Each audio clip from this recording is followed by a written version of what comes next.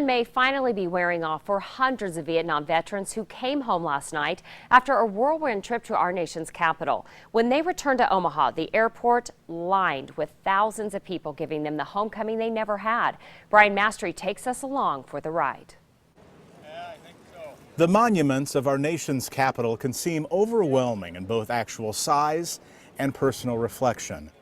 When the Red Team, making up a portion of the 500 Vietnam veterans from Nebraska and western Iowa as part of Operation Airlift, posed for a photo Monday in front of the Lincoln Memorial, the features behind them became even larger. Nowhere does that hold true more than the Vietnam Memorial Wall, where you need a directory to find one of the 58,000 names of troops who died. Many men had avoided coming here over the years because it was too hard to take. After all, they came home. A big reason why they paid tribute now is they could do so in the company of colleagues. Several men cried, and they weren't ashamed to tell this reporter about it either. Hey, thanks guys. Wow, this is something else. But none of them were prepared for the arrival into Washington.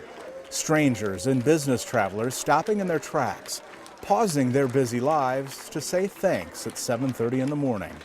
Thank yous that were in short supply when they came home from Vietnam, as the public seemingly blamed the warriors for the divisive war.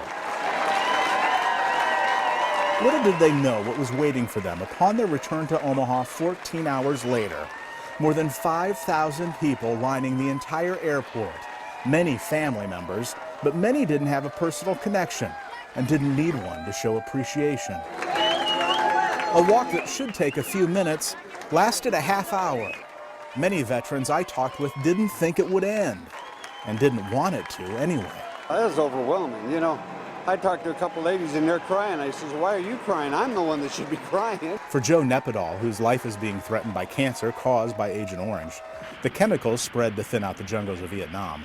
The reception took him back that day when he came home from boot camp in December of 1963. I walked out here to see if my dad was here to pick me up, and some clown put a big old noogie right here on my coat.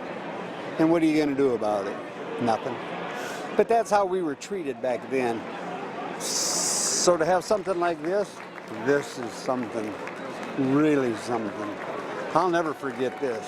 Welcome home, vets. With photographer Jim Hinchik, I'm MASTRE reporting, WOWT6 News.